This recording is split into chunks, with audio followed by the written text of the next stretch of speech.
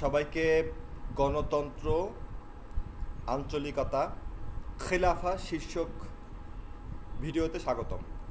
আমাদের বাংলাদেশের আজকের যে পরিস্থিতি, এই পরিস্থিতির জন্য দায়ী কে, দায়ী কারা? আমি বলবো দায়ী হচ্ছে দুটো জিনিস, এবং এটার সাথে একটা কথা চলে আসে, সেটা হচ্ছে খিলাফা। আমাদের মনে একটা প্রশ্ন ঘুরপাক খায়, বা আমরা একটা কথা প্রায় বলে থাকি, খুলাফাতুর রশিদিন গণতান্ত্রিক পদ্ধতিতে নির্বাচিত হয়েছিলেন, ওনারা গণতন্ত্র মানাচ্ছিলেন। এখন এই কথাগুলো আসলে কতদূর সত্যি? ভিডিওতে দেখা যাচ্ছে অল্প পরিসরে সংক্ষিপ্ত সময়ের মাঝে অনেক কথা বলা যায়, সে কারণে ভিডিওতে আপনাদের সামনে আসা। বাংলাদেশের দুরবস্থার জন্য যদি কোনো কিছু দায়ী থাকে, তার মাঝে দুটো জিনিস হচ্ছে দায়ী। প্রধানত হচ্ছে আঞ্চলিকতা। আঞ্চলিকতার কারণেই কিন্তু 1905 সালে বঙ্গভঙ্গ হলো, এবং যারা অত্যন্ত নিকৃষ্ট ধরনের লোক তারা দেখবেন এটাকে সমর্থন করে। যারা আসলে যাদের কোনো ভূগোল বলেন, ইতিহাস বলেন, কোনোটারই কোনো জ্ঞান নাই, তারা এটাকে সমর্থন করে, এবং ইসলামেরও জ্ঞান নাই। কারণ এই কথা বহুবার বলা হয়েছে যে রাসূল সাল্লাল্লাহু আলাইহি ওয়াসাল্লামের সময় নাজরান ছিল খ্রিস্টান অধ্যুষিত এবং খাইবার ছিল ইয়াহুদি অধ্যুষিত। রাসূল সাল্লাল্লাহু আলাইহি ওয়াসাল্লাম কিন্তু এগুলোকে বাদ দিয়ে দেন নাই। তো আর এই বঙ্গভঙ্গের চেতনা বা আন্দোলনটা কী নিয়ে হয়েছিল? ঢাকায় এটা নাই, কলকাতায় এটা আছে। কলকাতায় নাই আছে, ঢাকায় নাই কেন? কলকাতায় সব আছে। আরে ভাই, কলকাতা রাজধানী ছিল, যেখানে দেশের বিভ্রান্তি, যেখানে একটা জাতির মাঝে আন্দোলন শুরু হয়েছে নিজেদের রাজধানীকে হিংসা করে, তারা আর কত ভালো হতে পারে? তারা 1905 সালে বঙ্গভঙ্গ করলো, কলকাতার প্রতি ঘৃণার জন্য, হিংসার জন্য বঙ্গভঙ্গ করলো। এই ব্যক্তিরাই 1947 সালে পাকিস্তান করলো। যারা রাজধানীকে হিংসা করে বঙ্গভঙ্গ করতে পারে, তাদের জন্য দেশভাগটা কোনো ব্যাপার না, একই কাজ তারা করলো। এখন এই শ্রেণীর লোকরা তো নিম্ন শ্রেণীর লোক, যেটা সত্য কথা। তারা তাদের রূপ প্রকাশ পেল, তারা ইসলামের জন্য সব ত্যাগ স্বীকার করতে পারলো না। কিন্তু ইসলামের জন্যই কিন্তু দেশ ভাগ হয়েছিল 1947 সালে, বাহ্যিকভাবে ইসলামের জন্যই কিন্তু হয়েছিল, মুসলিমদের জন্যই হয়েছিল। তারা ওইটা মেনে নিতে পারলো না। তারা মেনে নিতে না পেরে তাদের কথা, তাদের আপত্তিগুলো বলল, এখানে এটা আছে, সেখানে সেটা নাই। পাকিস্তানে ওই যে একটা ঈর্ষা, কলকাতায় আছে এখানে নাই কেন? সেই একই কথা শুরু হয়ে গেল, পশ্চিম পাকিস্তানে আছে, আমাদের এখানে নাই কেন? পাকিস্তানিদের বোঝা উচিত ছিল যে তোরা কাদের সাথে মিলে একটা দেশ বানাচ্ছিস, কাদের সাথে? এদের তো রেকর্ড খারাপ, এটা বোঝা উচিত ছিল। যাই হোক, আঞ্চলিকতার কথা কেন বললাম, সামনে আরও আসতেছে। তো এই আঞ্চলিকতাতে শুরু। এই আঞ্চলিকতার কারণেই শেখ হাসিনা কেন এতদিন টিকেছিলেন জানেন? সে কিন্তু গণতান্ত্রিকভাবেই টিকেছিলেন। আমার কথাটা রেকর্ড রাখতে পারেন, গণতান্ত্রিকভাবেই টিকেছিল, এবং সে আঞ্চলিকতার কারণে টিকেছিল। কিভাবে? আমি ব্যাখ্যা করছি। তখন আমি কর্মরত, দেখা গেছে অফিসে আমার অধস্তনরা ছুটির জন্য আবেদন করতেছে। তো কিসের ছুটি? স্যার, আমাদের এখানে নির্বাচন হবে, ইউনিয়ন পরিষদ নির্বাচন, কোথাও হচ্ছে মেম্বার নির্বাচন, ইউপি সদস্য নির্বাচন, এরকম। তা আমি তো জানতাম যে আপনি লিগ করেন না, তাহলে আপনি কিসের ভোট দিতে যাবেন? স্যার, আমাদের ওখানে হয় না এটা, আমাদের ওখানে কারচুপি হয় না। তাহলে আপনি শেখ হাসিনার কেন দোষ দেবেন? আমাদের ওখানে এটা হয় না, দেশটা কুরে কুরে খাচ্ছে, কিন্তু সে যাচ্ছে ছুটি নিয়ে, অফিসে ছুটি নিয়ে ভোট দিতে যাচ্ছে, কারণ তাদের ওইখানে নির্বাচন ঠিক মতো হয়। তাদের ওইখানে দেশ উচ্ছন্ন যাক, তাদের ওইখানটা চলতেছে, গোটা দেশের অবস্থা, গ্রামগুলো ঠিক আছে, ইউনিয়নগুলো ঠিক আছে, নির্বাচন হচ্ছে, ওইখানে কারচুপি হচ্ছে না, সে যাচ্ছে। তার মানে সে তার আঞ্চলিক স্বার্থের জন্য জাতীয় স্বার্থ বিকায় দিল। এখন শেখ হাসিনা কিভাবে গণতান্ত্রিকভাবে ছিল সেটাও আসছি। তার আগে একটু পেছনে যাই, 1959 সাল। এর আগে আইয়ুব খান কিন্তু 1958 সালে ক্ষমতায় আসছেন। 1 বছর কিন্তু আইয়ুব খানের বিরুদ্ধে কোনো প্রকারের আন্দোলন হয় নাই, কারণ আইয়ুব খানের শাসক হিসেবে উনি ভালো ছিলেন, মানুষ সুখে ছিল। 1 বছর জিনিসপত্রের দাম কমায় দিয়েছিলেন। 1959 সাল থেকে কেন আন্দোলন শুরু হলো? কারণটা হচ্ছে গণতন্ত্রের কথা বলা ঠিক না, স্বৈরতন্ত্রের জন্য। স্বৈরতন্ত্রের জন্য কিভাবে? মানুষের যে একটা অভ্যাস, মানুষের যে একটা চাহিদা ছিল যে তারা ভোট দেবে, ভোট দিয়ে আর ভারতের দেখা দেখি, ভারতে যেমন সব কিছু ভোট দিয়ে করতেছে, ওদের তো ব্লক আছে, আমাদের যেমন এখানে ইউনিয়ন, ওদের ব্লক আছে, ওদের ব্লকের হচ্ছে পঞ্চায়েত সদস্য। পঞ্চায়েত প্রধানকে তারা নির্বাচন করে, ওইভাবে তারা নির্বাচন করবে। তো ওইটা যেহেতু পারতেছে না, এটাই কিন্তু সত্য কথা, এটা নগ্ন সত্য কথা। পাকিস্তানিদের বিরুদ্ধে আন্দোলনের এটাই হচ্ছে মূল কারণ। আইয়ুব খানের বিরুদ্ধে আন্দোলন শুরু হওয়ার মূল কারণ হচ্ছে আইয়ুব খান 1959 সালে মৌলিক গণতন্ত্র উদ্ভব করেছিলেন, সেইখান থেকে আন্দোলন শুরু হলো। মানে আমরা ভোট দিতে চাই, মানে আমরা সবাই মিলে ভোট দিয়ে করবো। তো এখন মৌলিক গণতন্ত্রপন্থী হচ্ছে প্রথম দিকে করেছিলেন 40,000, তারপরে 70,000, মানে এরা ভোট দিয়ে সবাইকে নির্বাচন করবে, সবার নির্বাচন করার দরকার নেই বা সবার ভোট দেওয়ার দরকার নেই। কিন্তু মানুষ তো ভোট দিতে চায়, সবাই ভোট দিতে চায়। এইখান থেকেই হচ্ছে ঝামেলা শুরু হলো। মানে এইটা কি গণতন্ত্র নাকি গণস্বৈরতন্ত্র? আমি বলবো এটা হচ্ছে গণস্বৈরতন্ত্র। মানে আমরা সবাই চাই, এটার মাধ্যমে শুরু হলো। আচ্ছা, 1959 সাল, 1977 সাল, 75 থেকে 77 কিন্তু মানুষ ভালোই ছিল। জিয়াউর রহমানের শাসন আমলে মানুষ ভালো ছিল। শেখ সাহেব যে বাকশাল কায়েম করেছিলেন একদলীয় শাসন, তাদের কিন্তু মানুষের কোনো আপত্তি ওরকম ছিল না। এটা সত্য কথা, এটা সত্য কথা। কিছু গণতন্ত্রবাজ, গলাবাজ ব্যক্তি বাদে আপনি খোঁজ খবর করে দেখেন, এখন ন্যাশনাল আর্কাইভস আছে, আবার বিভিন্ন এখনকার যুগের ছেলেপিলেরা অনেক অনেক আপডেট, তারা দেখা যাচ্ছে যে অনেক পিডিএফ বের করে ফেলে, এটা সেটা অনেক কিছু বের করে ফেলে, অনেক সফট কপি, অমুক ইবুক, তারা অনেক কিছু বের করে ফেলে। আপনারা বের করে দেখতে পারেন সত্য কিনা। শেখ সাহেবের শাসনামলে কিন্তু ওই যে একদলীয় বাকশালের কারণে কারোর কোনো সমস্যা ছিল না, নিরপেক্ষ দৃষ্টিকোণ থেকে ছিল না। তাদের সমস্যা ছিল হচ্ছে ভারতীয় আধিপত্য এবং ভারতের কাছে দেশ বিক্রি হয়ে গেছিল। যেমন বই ছাপাতো, এইসব কথা তো আপনি একেবারে ইতিহাস বাদ দেন না। হুমায়ুন আহমদ যে বই লিখেছে ওইখানেও লেখা আছে ভারত ছাপাচ্ছে, মানে এর আগে হাসিনা সরকার যেটা করতো ওইসব জিনিস হতো। এবং দেখা গেছে ভারতের বিরুদ্ধে কথা বলি মানুষকে গুম করা, খুন করা। হাসিনা আমলে যেমন পুলিশ ছিল, শেখ সাহেবের সময় ছিল হচ্ছে জেআরপি, জাতীয় রক্ষী বাহিনী। এইগুলো ছিল মূল কারণ। ওই যে একদলীয় শাসন, এতে কারোর কোনো সমস্যা ছিল না। শেখ সাহেব মানে এক নেতা, এটা কারোর কোনো সমস্যা ছিল না। সত্য কথা, কারোর কোনো সমস্যা ছিল না। কিছু ওই যে আপনার কি বলে ছাত্র ইউনিয়ন, ওই কমিউনিস্ট পার্টি, মেনন টেনন, এরা বাদে কারোর কোনো আপত্তি ছিল না। বৃহত্তর জনগোষ্ঠীর কোনো আপত্তি ছিল না, উনি এক না, এখন কোনো আপত্তি ছিল না। আপত্তি ছিল সার্বভৌমত্ব বিকায় যাচ্ছে, বিক্রি করে দেওয়া হচ্ছে এবং জুলুম চলতেছে, এটাই ছিল আপত্তি। তো মানুষ কিন্তু ভালো ছিল শেখ সাহেবের শাসনামলে। তার মানে এই যে একদলীয় বাকশাল নিয়ে রাজনৈতিক নেতৃবৃন্দ বাদে, কারণ আমরাও ক্ষমতা যাবে এখন যেটা বিএনপি করতেছে, এরা বাদে মানুষের কোনো সমস্যা ছিল না। মানুষের সমস্যা ছিল হচ্ছে সার্বভৌমত্ব, মানুষের সমস্যা ছিল জুলুম, এসব নিয়ে। তো জিয়াউর রহমানের শাসনামলে কিন্তু মানুষের অভ্যস্ত হয়ে গেছিল, শেখ সাহেবের শাসনামল থেকে অভ্যস্ত হয়ে গেছিল। জিয়াউর রহমান 77 সালে করলেন কি, নির্বাচন দিলেন, এটা কিন্তু কোনো দরকার ছিল না। উনি সমস্ত রাজনৈতিক দলকে অধিকার দিলেন, রাজনীতিকার অধিকার দিলেন, এটারও কিন্তু কোনো দরকার ছিল না। মানুষ কিন্তু এখানে ভালো ছিল। উনি করলেন কি, এটাকে বলা হয় গণতন্ত্র। গণতন্ত্রপন্থী হতে গেলেন, গণতন্ত্রের কারণে উনি জীবন দিয়েছেন। এই বিএনপির মতো একটা দল, বিএনপি বাংলাদেশ ন্যাংটা পার্টি, আপনারা আমার বিরুদ্ধে অনেক কিছুই করতে পারেন, আপনাদের অনেক ক্ষমতা, তারপরে আমি বললাম আপনার ন্যাংটা পার্টি। আপনাদের কারণে জিয়াউর রহমান মারা গেছেন। চট্টগ্রামের বিএনপির আভ্যন্তরীণ কোন্দল এত জঘন্য উলঙ্গ অবস্থায় পৌঁছে গেছিল, জিয়াউর রহমান চট্টগ্রামে এটা কোন্দলটা থামাতে গিয়েছিলেন, আর ওই সুযোগে আরেকজন ব্যক্তি মঞ্জুর ওনাকে মেরে দেয়। মঞ্জুরকে আবার ভালো সাজানো হয়েছে, মঞ্জুরকে ভালো সাজায় এরশাদকে খারাপ বানানো হয়েছে, এটাও গণতন্ত্রের কারণে। এরশাদের প্রতি রাগ হচ্ছে। তারপরে বিএনপি যে অবস্থায় ছিল, জিয়াউর রহমান যে অবস্থায় দেশ রেখে গেছিল, বিএনপি কিন্তু ক্ষমতায় থাকতো এরশাদ ক্ষমতা দখল না করলে। এরশাদ কেন ক্ষমতা দখল করেছে?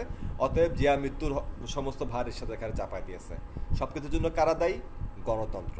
জিয়াউর রহমানের মতো একজন ব্যক্তির মৃত্যুর জন্য কে দায়ী? গণতন্ত্র এবং জিয়াউর রহমান নিজেও। জিয়াউর রহমানকে এত গণতন্ত্রপন্থী হতে কেউ বলে নাই, তার শাসন সবাই খুবই খুশি ছিল। 77-এর নির্বাচন নিয়ে অনেক প্রশ্ন তোলা ছিল অনেকে, কিন্তু বিবিসির মতো সংবাদ সংস্থা এটা স্বীকার করেছিল, যে যাই বলুক না কেন জিয়াউর রহমান তার জনপ্রিয়তা তুঙ্গে, এবং যেই যাই কথা বল, জিয়াউর রহমান ক্ষমতায় আসতেনি। সবাই জিয়াউর রহমানকে চায়, বেশিরভাগ মানুষই চায়। ওনার এটা দরকার ছিল না, অনেক বেশি গণতন্ত্র দেখাতে গেলেন।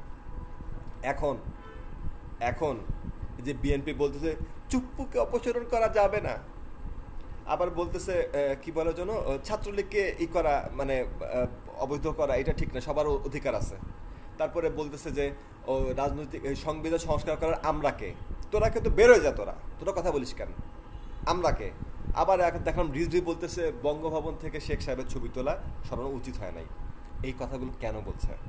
এই কথাগুলো আপনি যদি বিবেকবান মানুষ যারা আছে তারা কিন্তু ক্ষিপ্ত হচ্ছে, কিন্তু এটা কিন্তু গণতন্ত্রের কথা, এটাই গণতন্ত্র। এখন বিপ্লবের মাধ্যমে ক্ষমতায় বসছেন ডক্টর ইউনূস, ওনার বিরুদ্ধে আন্দোলন হবে, ওনার কুশপুত্তলিকা দাহ করা হবে, ওনার মুখে জুতো মারা হবে, ছাত্র আন্দোলনে যারা নেতা সমন্বয়ক আছে হাসনাত আবদুল্লাহ, সার্জিস আলম, এদের প্রতি জুতা নিক্ষেপ করা হবে, ঢিল মারা হবে, এইটাও কিন্তু গণতান্ত্রিক প্রক্রিয়া, এটাও কিন্তু মানুষের অধিকার, এটা আপনাকে মেনে নিতে হবে, এটাই গণতন্ত্র। ছাত্রলীগের বলেন বা আওয়ামী লীগ বলেন, তার রাজনীতি আপনি নিষিদ্ধ করতে পারবেন না, রাজনৈতিক করার অধিকার সবার আছে, এটাই গণতন্ত্র। বিএনপি এটা কেন বলছে? বিএনপি একটা গণতান্ত্রিক দল, তার মানে আমি যেটা বলতে চাচ্ছি, গণতন্ত্র এবং আঞ্চলিকতা বাংলাদেশের দুই প্রধান শত্রু। হাসিনা গণতান্ত্রিক পদ্ধতিতে টিকেছিল, হ্যাঁ গণতান্ত্রিক পদ্ধতিতে টিকেছিল, জোর করেছিল গণতান্ত্রিক পদ্ধতিতে ছিল। কিভাবে? জাতীয় নির্বাচনে কারচুপি করা হতো, যেটা হচ্ছে সাংসদ নির্বাচন, সেখানে কারচুপি করা হতো। কারণ সেখানে একটা সাংসদ নির্বাচন যখন করা হবে, একেবারে সব মানে সংসদীয় আসন থাকবে, যেখানে অনেক বিবেকবান বুঝবান মানুষরা ভোট দেবে, তাকে তার বিরুদ্ধে ভোট দেবে। আর গ্রামে যখন দেবে, গ্রামের মানুষরা আঞ্চলিক বাস। বাংলাদেশের বেশিরভাগ মানুষ জিজ্ঞাসা করে আপনার দেশ কই, শুনেছেন না? সত্য কেনা? আপনার দেশ কই? দেশ তো বাংলাদেশ, আবার কোন দেশ? গ্রামের বাড়ি না, আপনার দেশ কই? তো এই যে হীনমন্য ব্যক্তি যারা আছে, এদের এই দুর্বলতাকে পুঁজি করে শেখ হাসিনা টিকেছিলেন। উনি ইউনিয়ন পরিষদ নির্বাচন বলেন, অর্থাৎ চেয়ারম্যান নির্বাচন, তারপরে গ্রামের শাসক অর্থাৎ ইউপি সদস্য বা মেম্বার নির্বাচন, এগুলো কিন্তু সহি মতো হতো, ওখানে আওয়ামী লীগরা ভাবতো। এবং মানুষটা এত নিকৃষ্ট, বিএনপি যেসব বড় বড় কথা বলে, বারবার কিন্তু খালেদা জিয়া বলছিলেন আমরা এর ভিতরে যাব না, তারপরও বিএনপির অনেক নেতা ওই সদস্য, ইউপি সদস্য নির্বাচন, তারপরে চেয়ারম্যান নির্বাচন, এইসব নির্বাচন করেছে, পদও হারাইছে, স্বতন্ত্র প্রার্থী হলেও দাঁড়াচ্ছে। মানে ক্ষমতার কত লোভ! তারা ছোট অবস্থা থেকে ক্ষমতার লোভ করেছে, এখনও ক্ষমতার লোভ করতেছে যে তারা ক্ষমতায় বসবে, তাদের কোনো তাড়াহুড়া, মানে ওই যে যদি আমাদেরকে নিষিদ্ধ করে দেয় ছাত্রলীগের মতো, এসব কথা কেন আসতেছে? লোভ, ক্ষমতার লোভ থেকে আসতেছে। তো গণতন্ত্র বাংলাদেশের জন্য যদি দুইটা বিষবৃক্ষ থাকে, একটা হচ্ছে আপনার আঞ্চলিকতাবাজি, দুই হচ্ছে গণতন্ত্রবাজি। তো গণতন্ত্র, এখন প্রশ্ন হচ্ছে এই যে গণতন্ত্র, এখন গণতন্ত্রের কথা আপনারা যদি মানেন, মানে গণতন্ত্র সব সংখ্যাগরিষ্ঠ মানুষের কথা এবং সবার কথা বলার অধিকার আছে, গণতন্ত্রে কিন্তু সমকামিতার অধিকার আছে। অনেকে বলতে ডক্টর ইউনূস আসছে সমকামিতার অধিকার দেওয়া হবে। আমি বলবো আপনারা মাঠে যে ঘাস খেয়ে আসেন, কোন সরকারের আমলে সমকামীদের পক্ষে প্রকাশ্য বিবৃতি দেওয়া হয়েছে? কারোর আমলে দেওয়া হয় নাই, বরঞ্চ সবাই নমনীয় দেখেছে। কেন? তাদের অধিকার আছে গণতান্ত্রিক পদ্ধতিতে।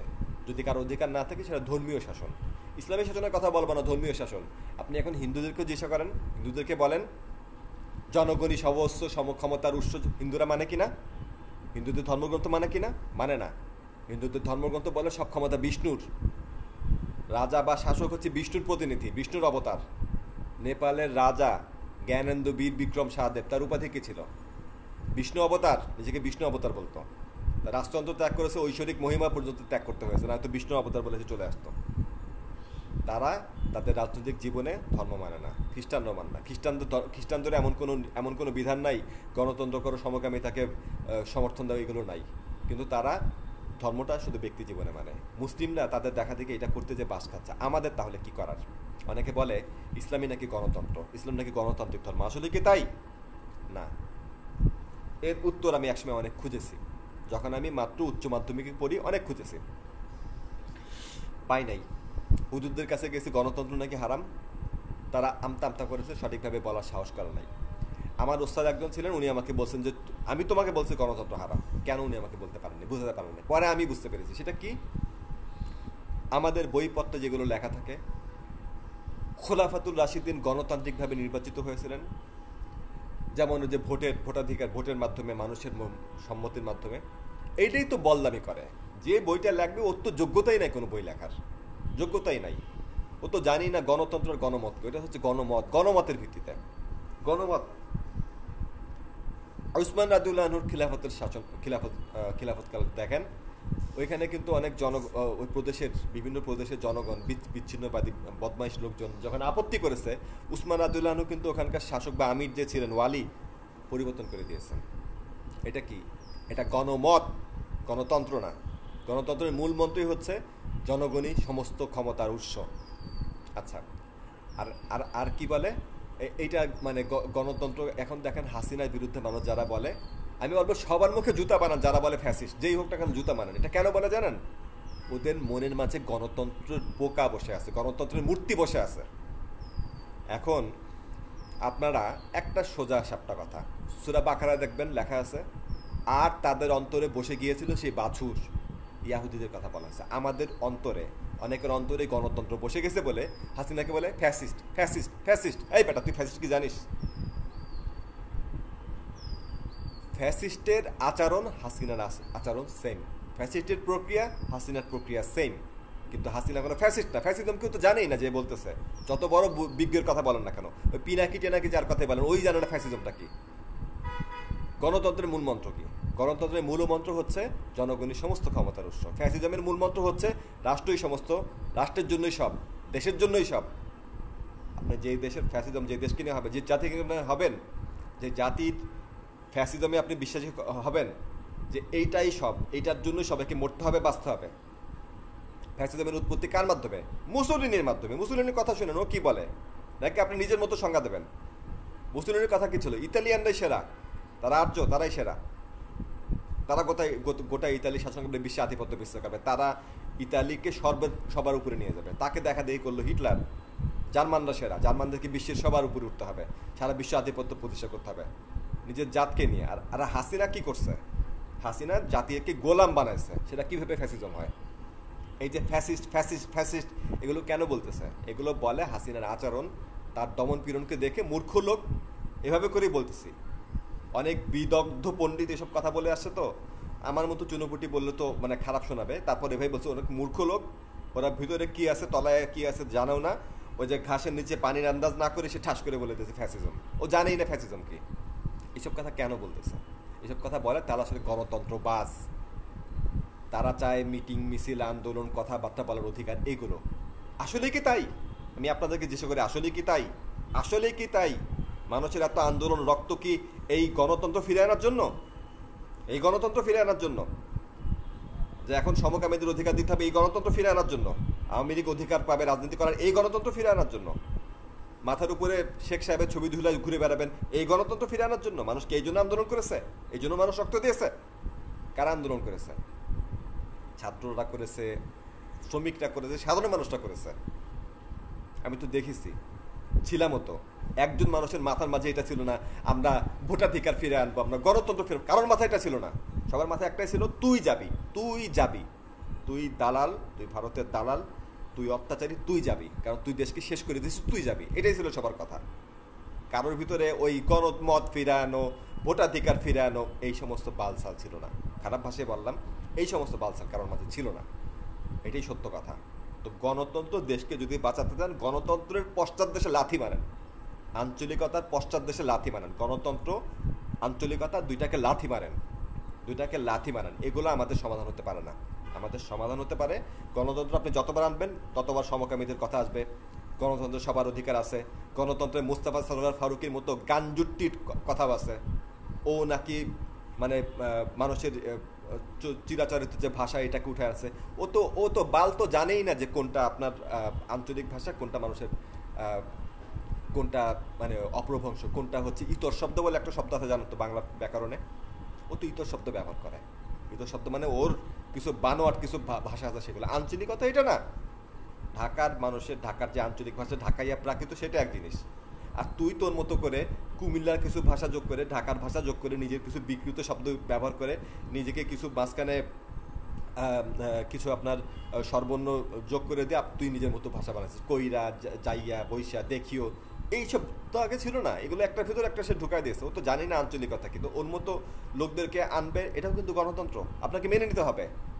যদি আপনি গণতন্ত্র পন্থা, গণতন্ত্র বাজ হয়ে থাকেন, মেনে নিতে হবে আপনাকে। ফারুকিকে মানতে হবে, ফারুকিকে মানতে হবে। ফারুকি গানজটি হোক, যাই হোক, তার অধিকার আছে। সে একটা বড় একটা সম্প্রদায়কে, সে একটা বড় একটা সংখ্যাগরিষ্ঠ মানুষদেরকে রিপ্রেজেন্ট করে না? সে তো জনপ্রিয় একজন পরিচালক। সে তার লিটনের ফ্ল্যাট, তার হাবি জাবি, তার বাল সাল, আমি এগুলো একটাও দেখি নাই। ও যে কি বলে থার্ড পার্সন সিঙ্গুলার নাম্বার, এগুলো নাম শুনেছি, দেখার রুচিও হয় নাই। ওর কথাবার্তা, ওর সংলাপ শুনলে আমার পিত্তি চলে যেত। লিটনের ফ্ল্যাট এগুলো ক্লিপ দেখেছি, এগুলো কি বড় একটা অংশকে সে রিপ্রেজেন্ট করে, তাকে আপনাদের মানতে হবে, তাকে মানতে হবে। এর থেকেও নিকৃষ্ট মানুষজনকে মানার জন্য প্রস্তুতি নিয়ে থাকেন, এটাই গণতন্ত্র। আর যদি বলে থাকেন, আর যদি বলেন যে আমরা গণতন্ত্র না, গণতন্ত্র সত্য হতে পারে না। কোনো ইসলাম দূরের কথা, কোনো ধর্মে মানুষরা যেসব ধর্ম বানাইছে, বা ধর্ম তো একটাই, ইন্নাদ্দীনা ইনদাল্লাহিল ইসলাম, আল্লাহর মনোনীত ধর্ম হচ্ছে একমাত্র ইসলাম। তো যে কোনো ধর্মের কথাই বলেন, কোথাও এটা বলে না যে জনগণই সমস্ত ক্ষমতার উৎস, সবাই কিন্তু ওদের ধর্মের কথাই বলে। আমরা মুসলিমরা নিজেকে বিক্রি করে দিয়েছি, আমরা বলি যে না, আমরা বলি যে গণতন্ত্রই হচ্ছে সব, গণতন্ত্র সব না। এই কথাগুলো ভুলে যান।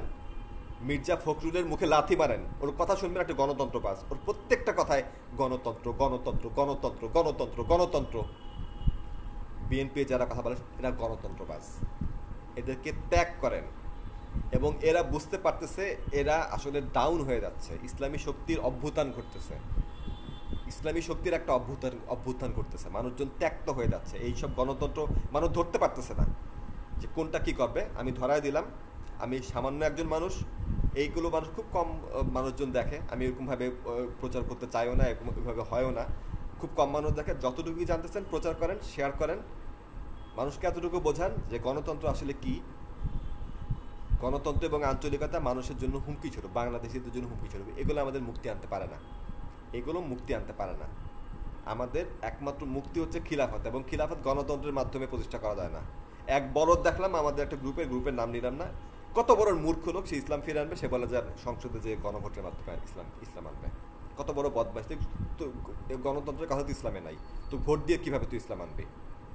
এই হচ্ছে আমাদের অবস্থা। আমাদের মুক্তি, গণতন্ত্র এবং মুক্তি যদি পেতে চান, গণতন্ত্র এবং আঞ্চলিকতাকে লাথি মারেন, না হয়তো এই ফারুকি টারুকি সমকামী আরও অনেক ন্যাংটা লোকজন সব চলে আসবে। ছাত্রলীগ বলেন, এদের উপর অধিকার এদের। এখন আমি বলবো, আমি খোলামেলা খুললা বলছি, এখন আমাদের সময় গণতন্ত্রবাদ যারা আছে, বিএনপি সহ একেবারে নাম নিয়ে বলছি, গণতন্ত্রবাদ যারা আছে এদেরকে বর্জন করা। আমি একদা বিএনপি করতাম, ছাত্রদল করতাম, আমি বলতেছি এদেরকে বর্জন করতে হবে। এবং যারা বুঝতে পারছে মানুষের চাহিদাকে কি করা উচিত, তাদেরকে আমাদেরকে সমর্থন করতে হবে। এবং আমি আর কোনো রাজনৈতিক দলের কথা বলবো না, জামাত ইসলাম এখন অনেকটাই বিএনপি চাইতে ভালো আছে। আমি বলবো যে যারা সমন্বয়ক আছে, যে হাসনাত আবদুল্লাহ, তারপরে সার্জিস আলম, আমি এদেরকে সমর্থন করব। আমি বলবো যে এদের সাথে থাকুন। এটা বুঝতে হবে ওদের কিছু কিছু কথা, ওরা অল্প বয়স্ক ছেলে, ওরা অত গভীর মানে সব কিছু নিয়ে খুব গভীর যে জানে বা ব্যাখ্যা করতে পারবে তা না, কিন্তু ওরা ঠিক পথে আগাচ্ছে, ওরা যা বলতেছে ওদের পথটা ঠিক আছে, ওদেরকে সমর্থন করুন, এটা আমি বলবো। এখন শুনতেছি এদেরকে আবার নাকি গ্রেফতার করা হবে। যাই হোক, যেটা সত্য সেটাই বললাম। আমাদের দুশ্মন হচ্ছে গণতন্ত্র, আঞ্চলিকতা, এগুলোকে ছুঁড়ে ফেলে দেন। মুক্তি হচ্ছে খিলাফতে। খিলাফত যদি না মানতে পারেন, মানে খিলাফত যোগ্য বাঙালিরা না, বাংলাদেশিরা না, তারপরও গণতন্ত্র আঞ্চলিকতার জন্য না আসে। গণতন্ত্র এবং আঞ্চলিকতা যদি আসে, তাহলে ফারুকি টারুকি ন্যাংটা স্যাংটা পেতনিমণি সবই আসবে। সবাইকে ধন্যবাদ, সবাইকে অনুরোধ, সবাই শেয়ার করবেন। ধন্যবাদ। আসসালামু আলাইকুম।